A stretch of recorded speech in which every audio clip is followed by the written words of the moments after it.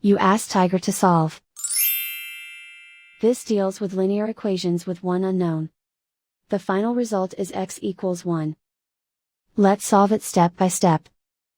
Simplify the expression. Expand the parentheses.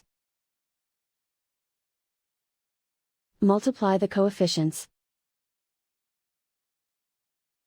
Simplify the arithmetic. Group all constants on the right side of the equation. Subtract 15 from both sides.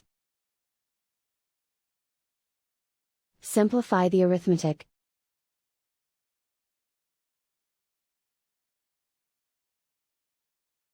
Isolate the x. Divide both sides by 6. Simplify the fraction.